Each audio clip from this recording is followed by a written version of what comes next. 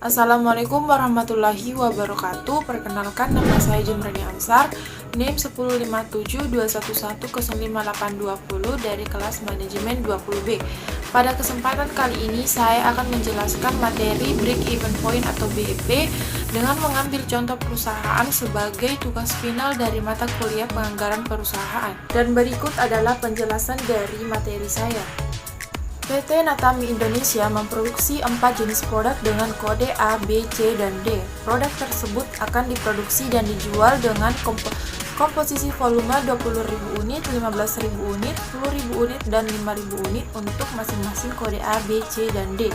Sedangkan masing-masing produk dijual sebesar 15.000 untuk A, 22.000 untuk B, 23.000 untuk C, dan 28.000 untuk D.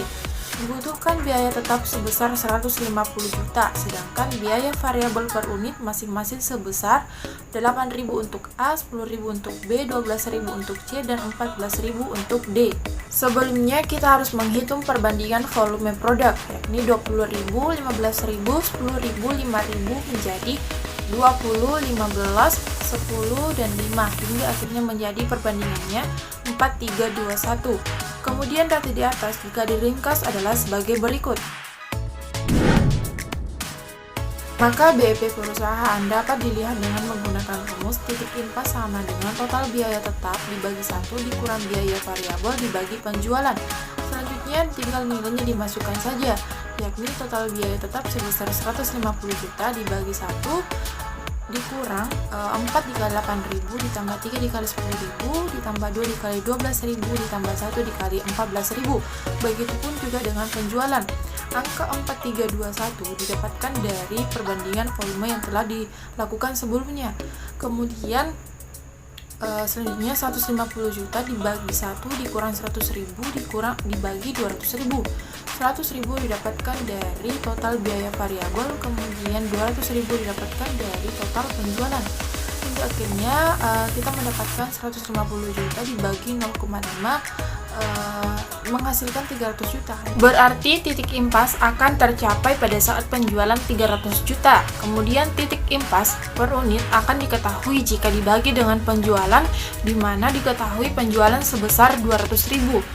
Kemudian titik impas per unit sama dengan yang dihasilkan, yakni 300 juta dibagi 200.000 sama dengan 1.500. Itu berarti titik impas dari perusahaan tersebut akan tercapai jika masing-masing produk dijual dengan komposisi volume penjualan sebesar, untuk kode A yakni 1.500 dikali 4 sama dengan 6.000. Kemudian untuk kode B 1.500 dikali 3 sama dengan 4.500. Untuk kode C 1.500 dikali 2 mendapatkan 3.000, dan untuk kode D 1.500 dikali 1 mendapatkan 1.500. 4321 nya didapatkan dari perbandingan volume sebelumnya. Pembuktian laba sama dengan penjualan dikurang biaya total sama dengan penjualan dikurang biaya tetap dikurang biaya variabel. Penjualan yakni 6.000 dikali 15.000 ditambah 4.500 dikali 22.000. Angka 6.000 dan 4.500 didapatkan dari hasil perkalian antara titik impas per unit dikali dengan perbandingan volume yang ada pada slide sebelumnya. Kemudian untuk begitupun juga dengan biaya penjualan yang lainnya. Kemudian biaya tetap tinggal dimasukkan, yakni 150 juta dikurang 6.000 dikali 8.000 ditambah 4.500 dikali 10.000. Sama halnya dengan penjualan, biaya variabel dikali dengan hasil dari perkalian antara titik impas per unit dikali dengan perbandingan volume sehingga menghasilkan 6.000 dan 4.500. Begitupun juga dengan biaya variabel lainnya.